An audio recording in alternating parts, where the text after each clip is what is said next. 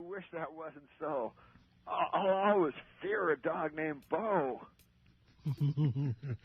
Norm, that was beautiful. Now let me ask you this. Was there ever really a dog named Bo? No, I stole it off Jimmy Stewart. This is the Dennis Miller Show.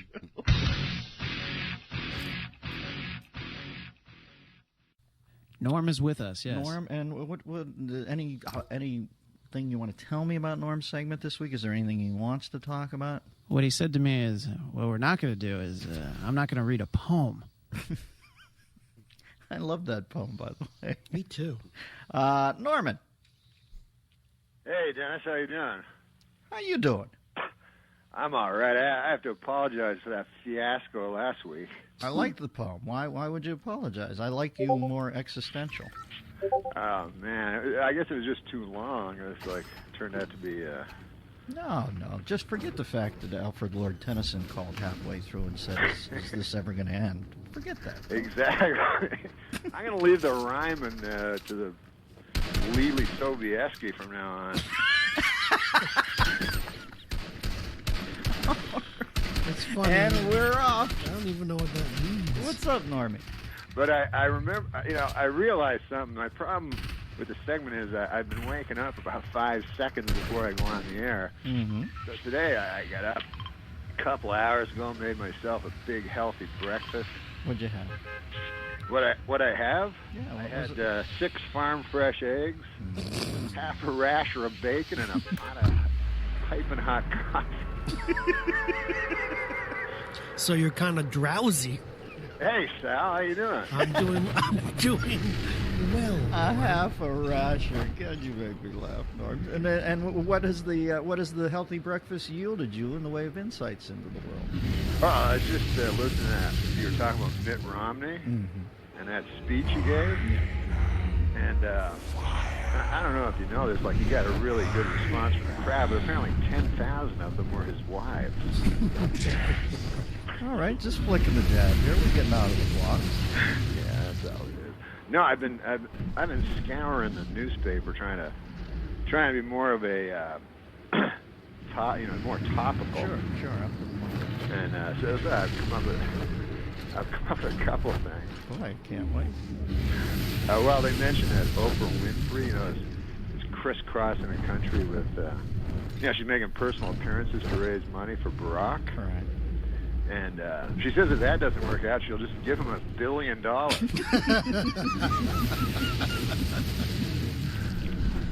And still have a little left over for a nice healthy breakfast, the 6 farm fresh eggs and a half a rasher. Oh, Osama bin Laden? What's up with him? How's he doing in the polls?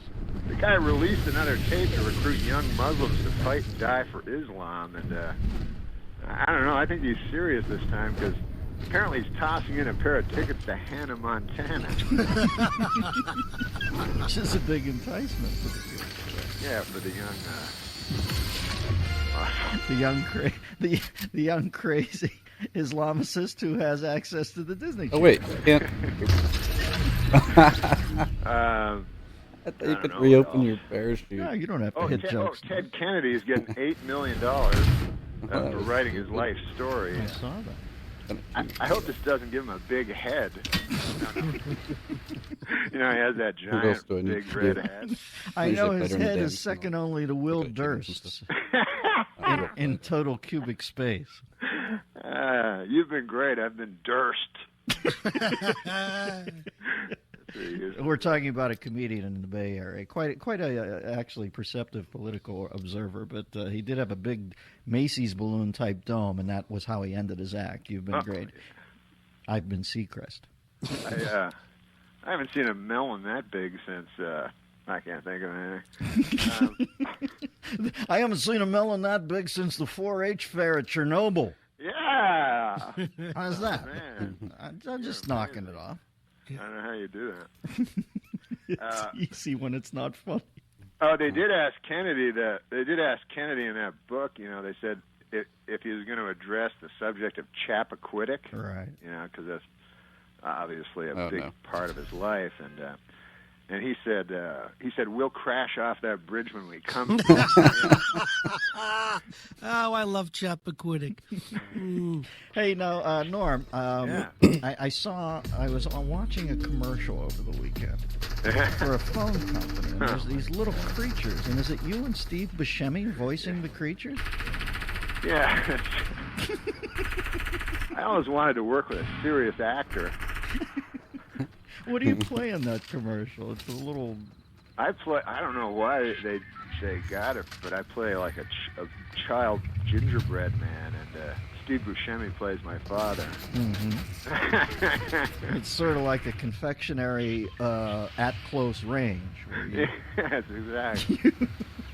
The coolest commercial was that one you did, where it was for Miller beer, and all you had to do was go like, just a matter of time, right? Yeah, they had this. It was a very glassy floor, and there was something in the background that was blacked out. I walk out very slowly. It was a 30-second commercial. I saunter across the stage. I've got a nice suit on. You hear clip clop, clip clop, clip clop. I stand there in the middle. I hit a button in my hand, and this huge marquee-like lighting lights up behind me. It says Miller, genuine draft. And then I look at the camera and go, "Oh, I knew they'd call." It was an easy one. That's an easy one. I had one funny commercial that I did for beer, and it was really funny. It was for Miller. I don't know what it was for. Let's suppose it was for Miller Lite. Yeah.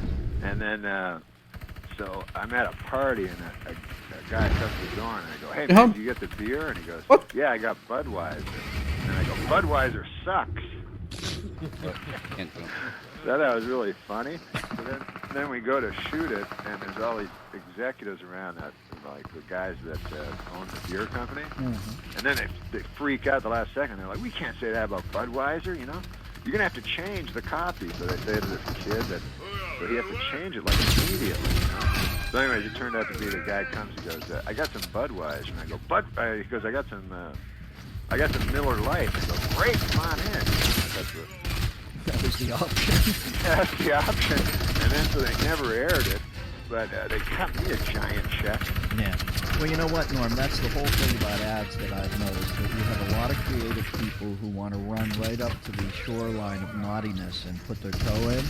But then at the end of the day, they're No. being paid This is the guy with the big gun. elder somewhere out in the Midwest who owns the company. So they do one for themselves, then they do the actual one, and the funny, cranky one never makes the air. Never, ever makes the air. But you're right, at the end of the day, more zeros than the Japanese Air Force on the end of that check, my friend. And I bring that up only because it's Pearl Harbor Day. You were just in Hawaii. Have any particular reflections on Pearl or Hawaii or anything other than that? Well, Hawaii, I don't know. I've noticed one thing, because I was there with a large group of people, and boy... Wait a second, what's that about? Mary Kay reps? What were you doing there with a large group of people? Well, I brought my son, Right. Simon, who was known as Peter. And, so I brought the wife Gertrude, and then a whole... The old one, as you say. What? In the poem, you referred to your wife as the old one. Have you forgotten the poem? Oh, yeah, well, already? she is a little long in the tooth. I mean, good Lord. The problem is, when I was a young man, I had a thing for older women. Right. I happened to marry Gertrude, and, now as I reach my mid-40s, good Lord, I'm not one to break vows, but I'm waiting for that till death do us part. So you go over with a group of people to Hawaii. What did you notice in Hawaii? What was your perception? Well, I noticed, first of all, that Gertrude loves sunsets. And all the group of us would go and watch a sunset every evening, and I just don't like them. No. Like, to me, beauty is like the nape of a young girl's neck. But, I don't want to bring that up to Gertrude. No, you don't want to ask your wife and the group to go out at 6:30 at night. Good God, Ed, one time I woke up in the middle of the night in Hawaii beside this ghastly woman, Mm-hmm. And I swear to God, it looked like in the light, it looked like I was sleeping with Burt Mustin. I mean, Burt Mustin, by the way, made Hume Cronin look like somebody Cher was dating. He was the oldest man on the planet Earth, one of Johnny Carson's favorite guests. Norm, I'm up against a commercial break. I could listen to you recant all day, but I've got to pay some bills. Thanks, my friend. This is the Dennis Miller Show.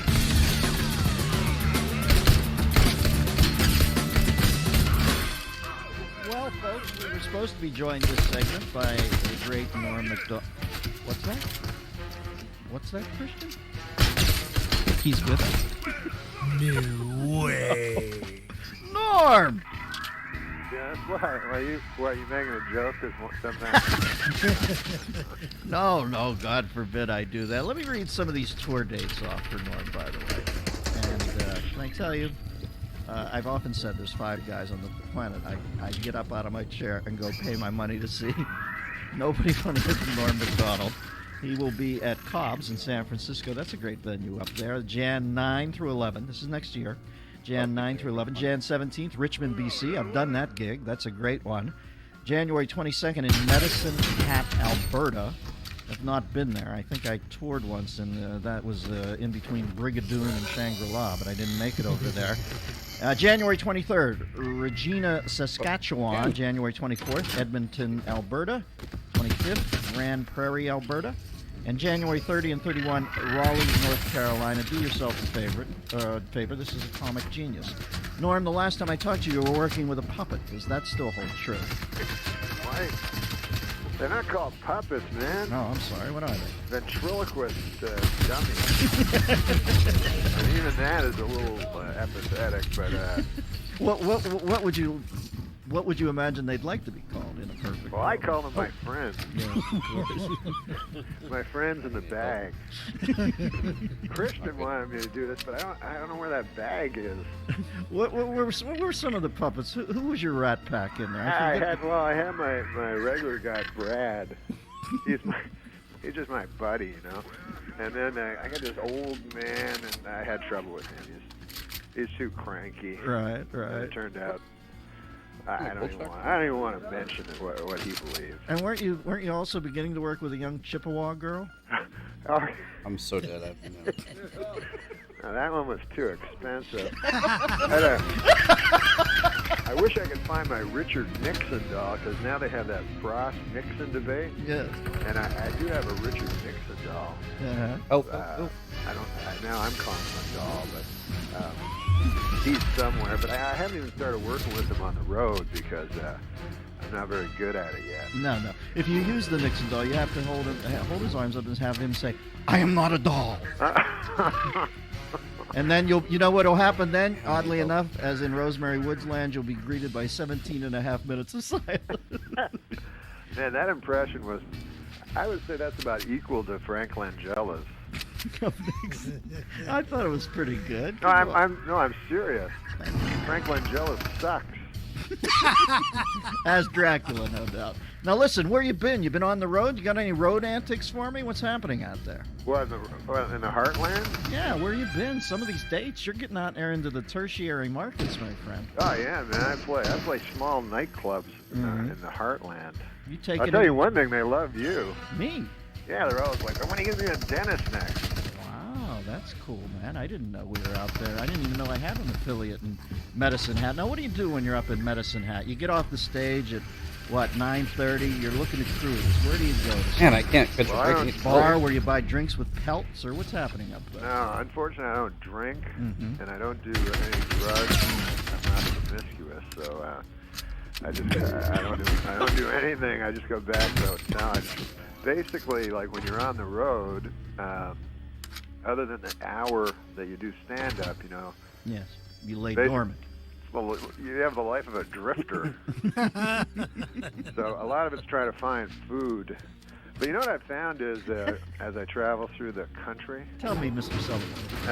And this might be, who knows, this might be profound. Well, we'll write it down and analyze it a little bit. But I was in this place called, I think it was called Malleyville, Iowa, you know? Oh, sure. So I noticed, like, the local comics, like, they'd get up and they'd go, hey, man, I'm happy to be here. I just came from Wadsworth. And then everyone would, like, they'd laugh, you know? So I talked to the owner, and he's like, oh, those guys from Wadsworth, they're idiots, you know?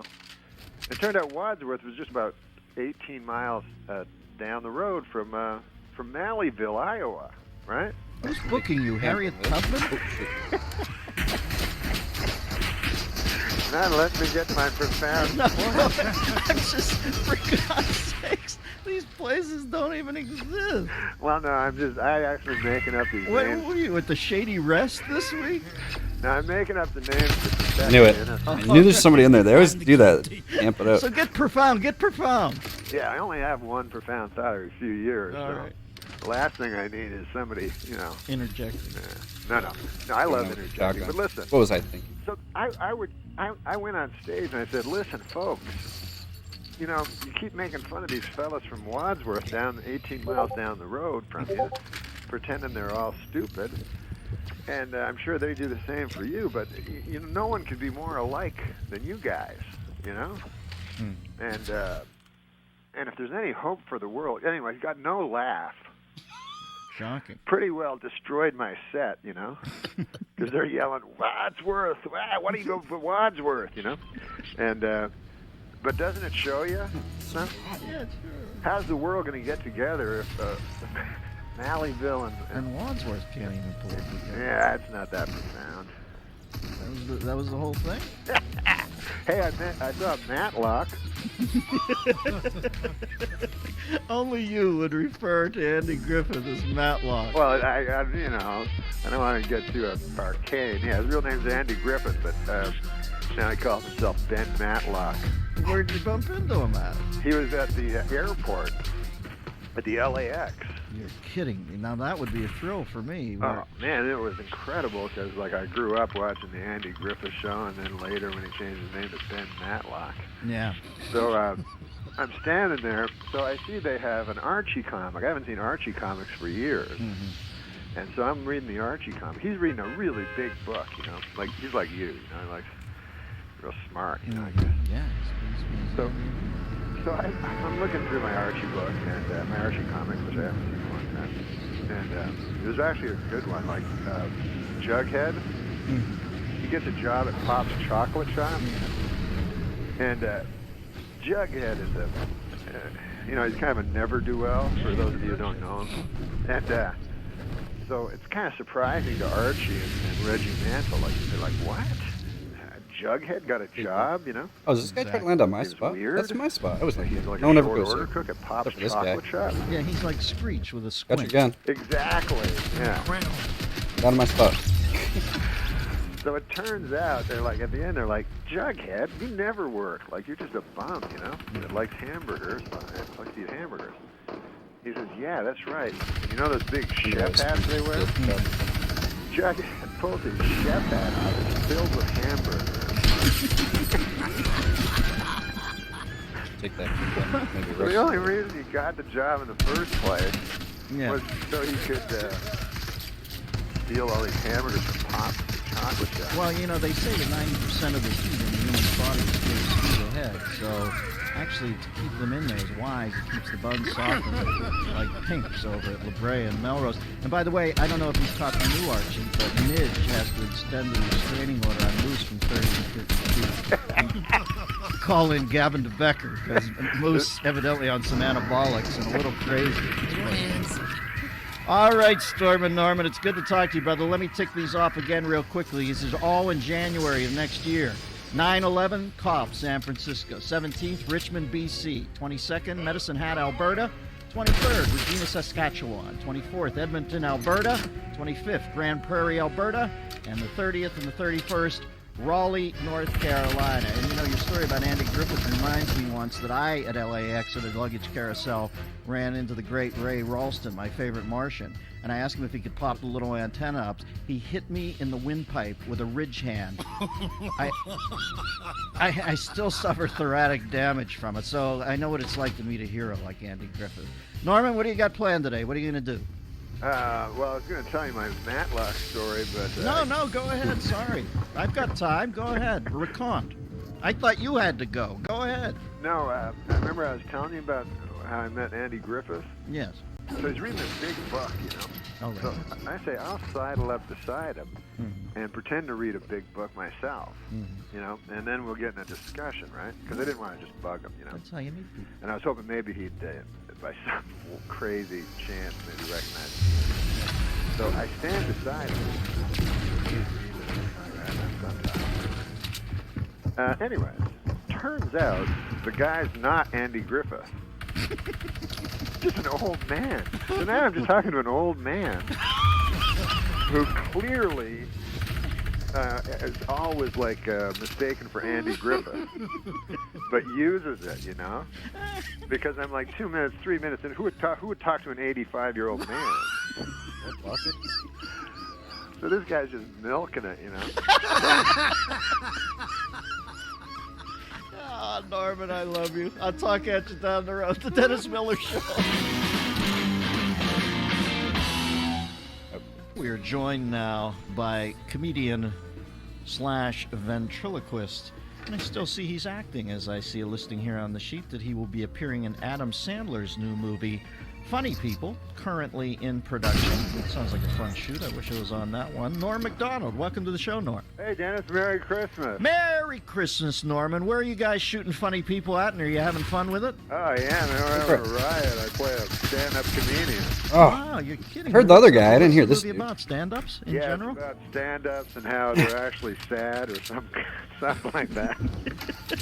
Where's the shoot taking place? Los Angeles? They just pick me up in the car and I get out. It's somewhere in this time-space continuum, though, right? Yeah. All right, I just wanted to be sure. Who's in it besides you and Adam? Any other comedians?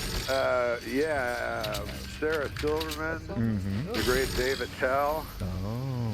So it's chock full of Chock-a-block, as they say. bad actors. You snuck one in on me there, Norman. Now, what are you doing for are you a big holiday guy? How do you help the human condition around the holidays? Do you do charity work, or do you just get out there and be Norm? Is that enough for the world? Well, no, every year I go down to the Laugh Factory. The great Jamie Masada has a Christmas thing where he opens the doors of the Laugh Factory to the homeless, you know. So I go down there with Freddie Stoller, and we ladle out some, gravy and turkey. And have you ever had a homeless guy in the middle of his set and you've come in and bumped him because you were on network television? No, they don't do sets. Oh.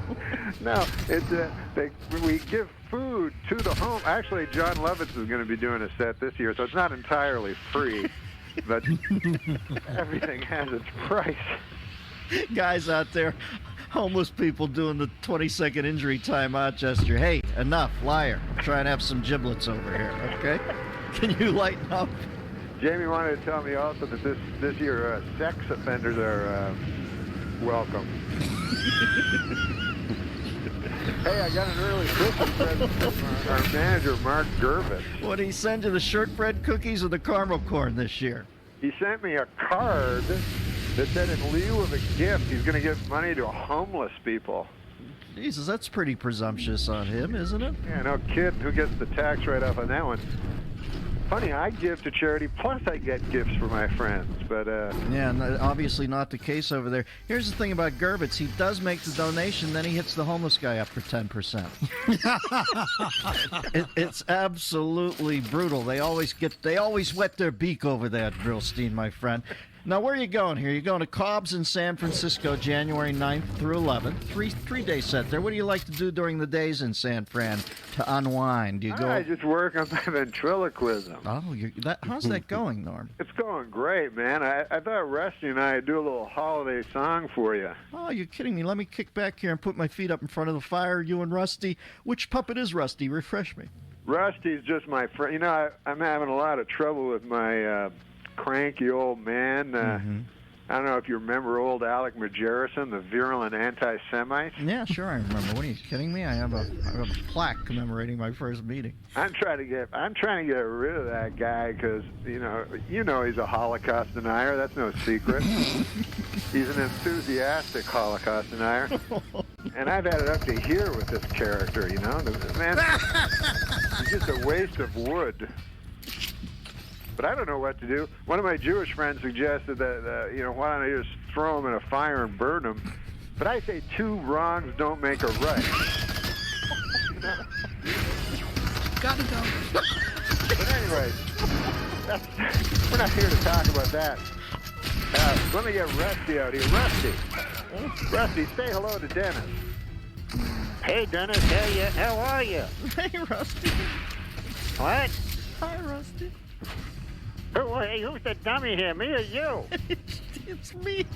It sounds like it's you. I'm sorry, Rusty. Let me give you my man voice. Hey, Rusty, how are you doing? Yeah, dummy. Hey, come on now, Rusty. That's ridiculous. Calling Dennis Miller a dummy on his own radio program. Now, can I jump in here for a second and tell you, here's how crazy Norm is. I'm sitting here believing that he actually has a puppet. Like, it's not enough for him to fake the puppet act on the radio and over the phone. You did pull out a puppet and have it on your arm right now, don't you? Of course I have my pal Rusty here. Yeah. What do you boys have planned for us today, Rusty, Norm?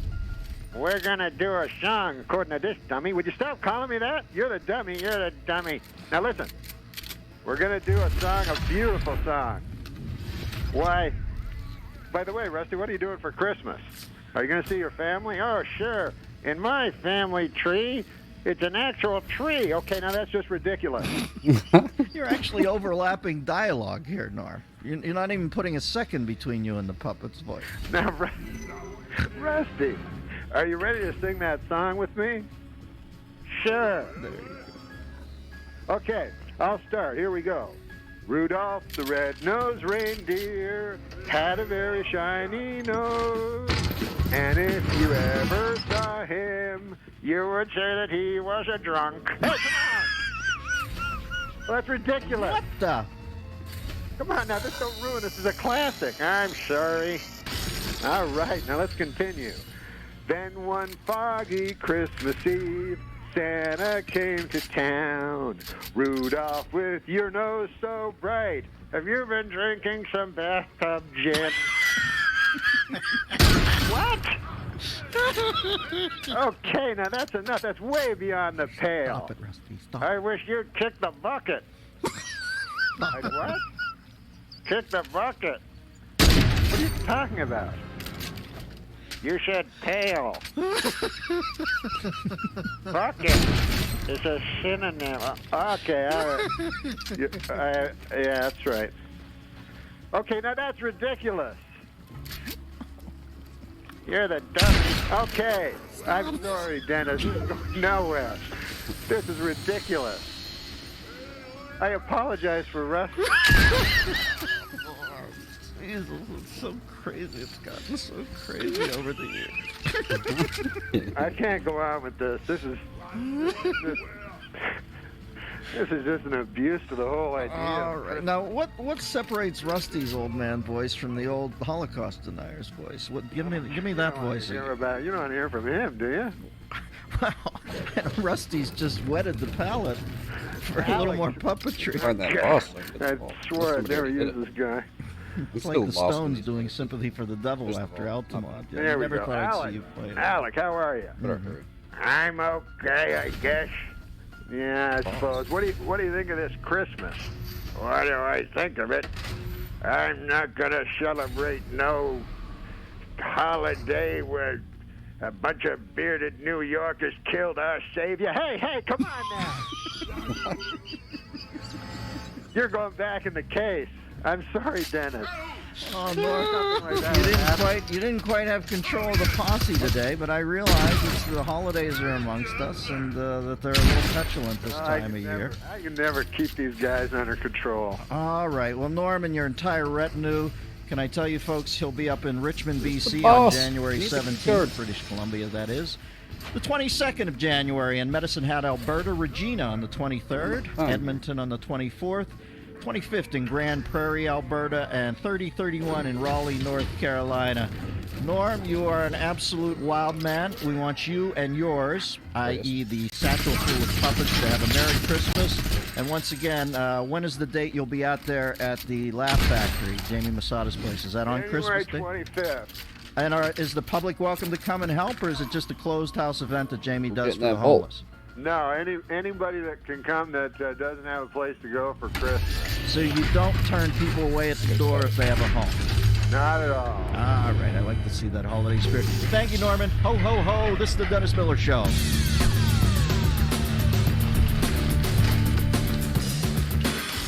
What's name do I see here? Norman McDonald cold calling me? What's up, Norm? What, are you eating some toast? I was eating toast in the commercial and I just sucked some down the wrong pipe and I'm a little dry. You pick it up and run with it. What's up, Norman?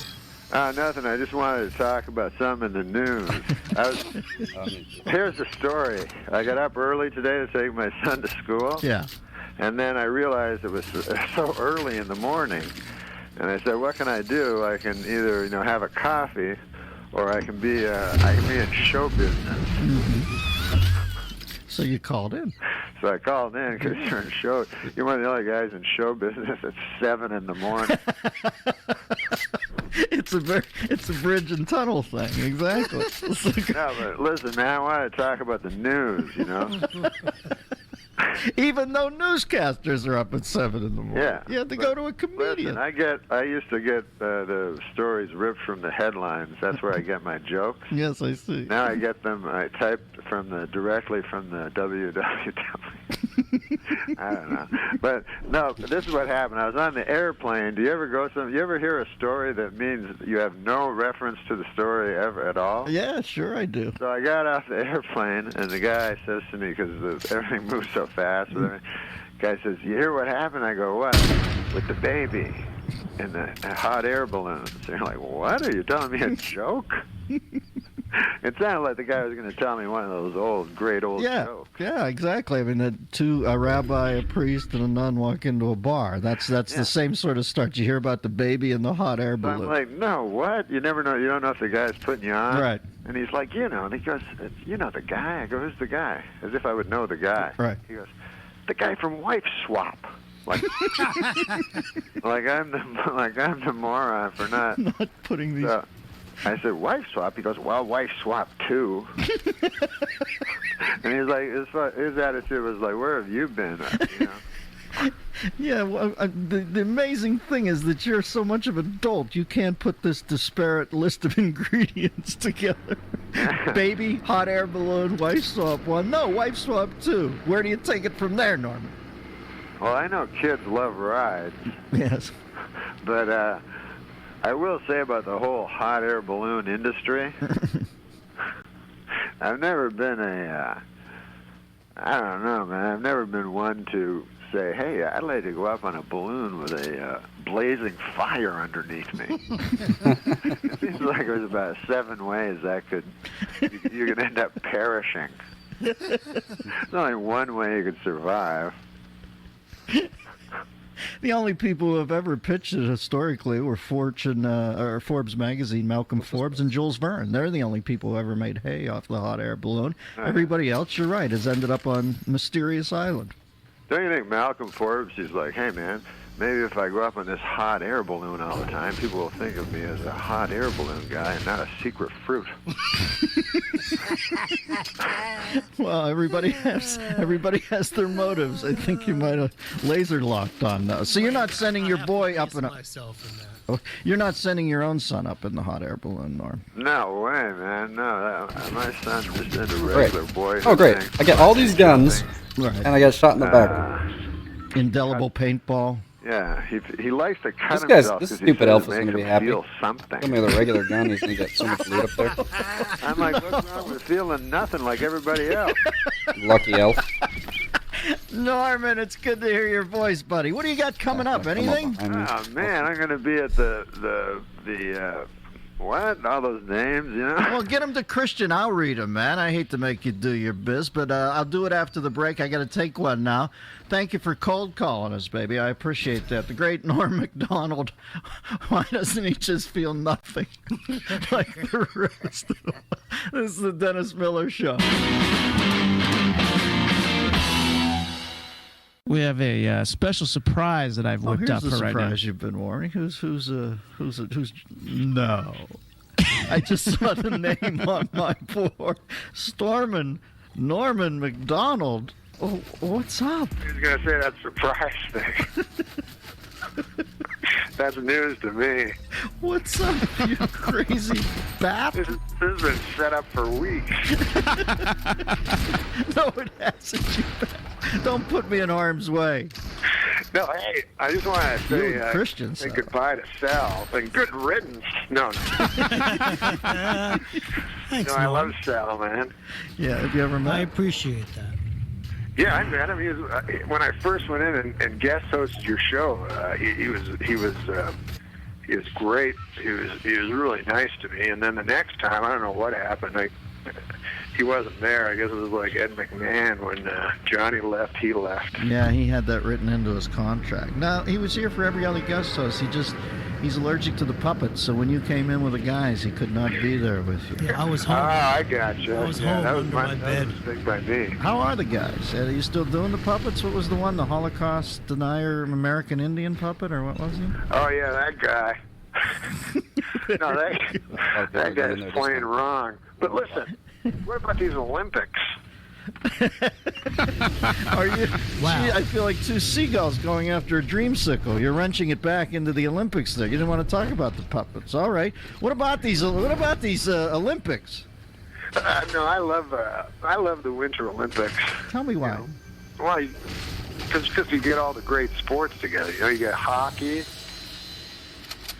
and then all those other things, and all those other stupid ones. But I saw figure skating, which always never fails to appall me. Because these guys are such incredible skaters, it's beyond me why it never occurs to them to pick up a hockey stick. You know what I mean? Like, it's like if they had a sport, you know, where the guys just running around a football field, you know? Doesn't Yeah. make any sense. I saw Shaun White last night talking in a clip about why skateboarders don't break down in tears after they're judged. It was on the Colbert Show, like ice skaters, figure skaters break down and cry after they're judged. And Shaun White, I think, encapsulated it perfectly. He said, I don't know, maybe they're thinking, you mean I got into this outfit and I didn't get a good score? What about that Johnny Weir's outfit, man? That was hotter than a $2 pistol. Yeah, Johnny. Do you have a little, I don't know, you got a little crush, or what do you have there? What? No, I mean, he's no. I don't know any other. Brian Boitano. He's no Brian Boitano. Elvis Costello or whatever. Elvis Costello. No, You what's mean that guy's Elvis Supak or whatever? Stoico. Yeah, Bob. You know Bob Stupak. That's the guy who built the Can't hit Stratosphere in anybody. Vegas and has no chin. He's the head. Oh, now you want to fight? Evil-looking man. Yeah. So forget about him. Yeah, I've already. Now we got the gold medal from a guy that lives near. Oh, you can Santa see Monica. around the corner. Even Can I see a LaJoy replay of that? Fitch or something. Now Yeah, and that's you it. know, show you replays in this game. He beat the commies. He put the commies in their place. You figure he'd Lukashenko. have to expose at Yeah, least his Lukashenko eyeball to was be able the- to was see the me. Russian Yes. that lost, and now is No, complaining about it. And I forget what the other guy's name is already, but he was a pretty classy kid. Did you like his outfit? He had the black Dark Knight bat suit, stretch suit on. Yeah, I like that. Didn't you tell me that you once had Julie Newmar in the Catwoman suit in a hole in your basement that you had dug? It rubs the lotion on its catsuit. What about Tiger? Listen. Speaking of sports guys, and I know you follow the sports. What about this Tiger Woods? The whole scenario. I haven't talked to you since that happened. Well, the only thing that surprises me about it is that people were surprised. You know what I mean? Mm-hmm. They're like, "Hey, wait a second! You telling me that? Are we talking about the same guy? the super charismatic billionaire? You tell me that guy likes to lie down with the ladies? I don't believe it."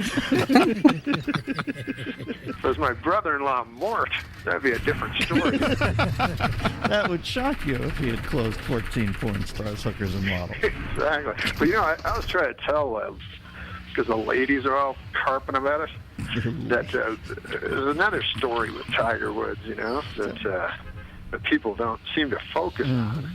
a story I've been following for the last 12 years of my life, and concerns Jack Nicklaus and Sam Snead and history, but it has no ladies in it, so that's the problem with it. To me, if you're gonna be angry at Tiger, you know, you have to be able to name at least 3 golf tournaments. I'm still on the last line. Did he say what I thought he said? Yeah, he said history. History. Yeah. All right, because I thought it was. Are you sure it was history? Yeah, he's having a little story with history. Oh, okay. Jeez, I thought I had gone a couple letters south and scared the living hell out of me. Now, Dennis, it turns out he's a sex addict. Yeah, do you believe that exists, or is that just a contrivance? Well, I don't know, because to me, if you're an addict to something, it means you do it a lot. Like, you know what I mean? Yeah. Like, what if you had sex with your wife every night? I mean, would that make you a sex addict? Yeah. Mm-hmm. More than somebody who had sex with like 100 women?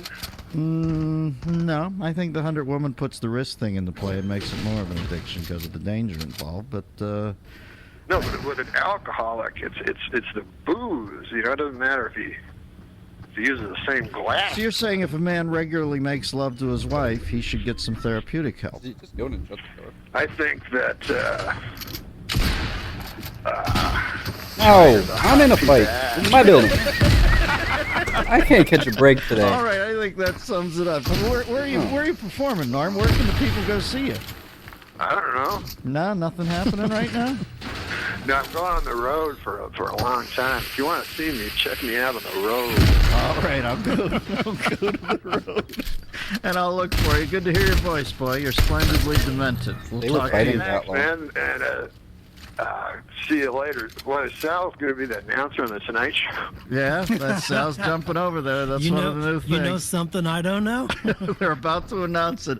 Thank you, Norman. We miss you. Good to talk to you. Norm McDonald. This is interesting. Kevin did a commercial, right? You might remember. It was for a rent-a-car, and he played the rental car company's competition. Right. That was for Hertz. Oh, I do remember. Yeah, I remember that. For Hertz, yeah. So he was a spy, and he'd come in and go like, "Hey, so you guys have unlimited money?" Well, and they go, "Yeah, we have unlimited." And he'd be all mad, you know. And then he'd leave. He'd go in there pretending to be a customer, but in fact he was a competition He'd spy. be wearing a jacket that said Avis on it, and he's like, "No, I don't work there. I just like the jacket." Exactly. Yeah. It was actually very funny. Anyways, his brother got a commercial that's virtually the same commercial. Well, it was for Nissan, Yeah. and he was a spy for another car company. And I said to Johnny, I go, "My God, that's almost the same commercial that I did for Hertz." He's like, "Yeah, isn't that weird?" I go, "Yeah, that's bizarre."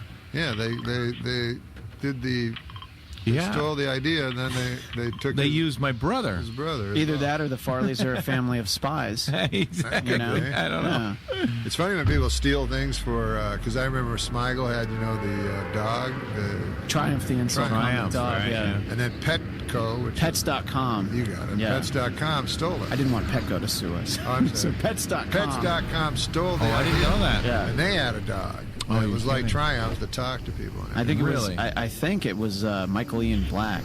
You know, Oh, that, was it? I think he He was should the have voice known of that. better. Well, I guess he just wants a paycheck. Yeah. You can't blame him. I might be wrong. That might not have been him, but it sounded like it. But then Pets.com sued Smigel. No. Yeah.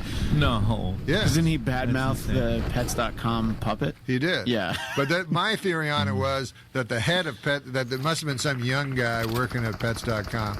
Go, I'll just steal this thing, you know? Sure. Yeah, nobody sees Late Night with nobody Conan does. O'Brien on Nobody knows NBC that. right after the Yeah. Tonight Show with Jay Leno. Who's ever seen Right. this puppet? Right. Yeah. So he makes the puppet, and then the old white-haired man that owns the thing is, by God, I enjoy that, you know. And then one time the old Somehow man it's is not sitting true. there, and he's having his brandy, and got an old hound dog at his foot, you know, and a pipe, and yeah, sure, and Right.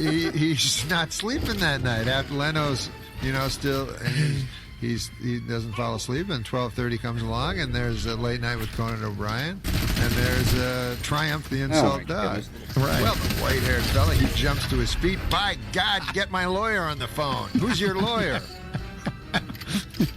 Who's my lawyer? Matlock. Matlock. I only get the best. You know Matlock. Yeah, I mean, an old white hair guy's going to have For those Matlock. of you who don't know Matlock, You just described Samuel Clemens sitting on the porch.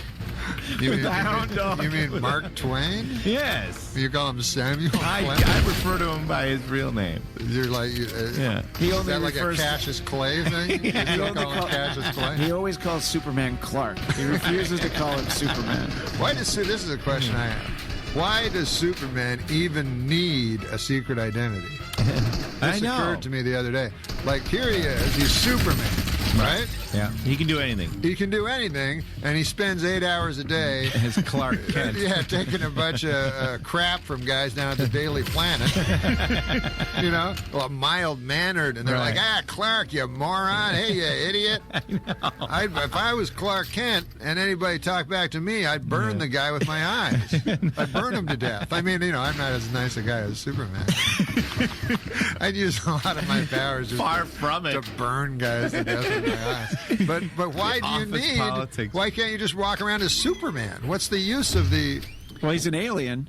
An illegal alien, so maybe he needs that, to kind of get the papers in, to Yeah. make sure that he doesn't get sent back to Krypton, which was blown up.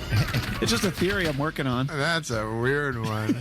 And he's always creeping out of there, and he's doing things as Clark Kent that Superman does, like burning guys as Clark Kent.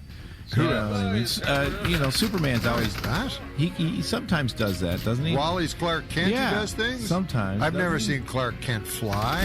Not fly, but he What? does the eye thing as Clark Kent sometimes. Oh, he does. So he's giving Oh, the he had ice that breath to good Perry demo, White. that. You've seen that? No, but He's like, in no, secret. Perry, I Never in am the going to meet office. this deadline. Let me freeze you so I can All right, type I'm out gonna this. Yes. wrap up for a bit. I was just goofing Never around in the listening. office, I don't think. Yeah, Not in the office is sacred. Right, not in the Clark office. Kent, I mean, yeah. not in the newspaper room. But I mean, outside, like, we'll do the eye thing.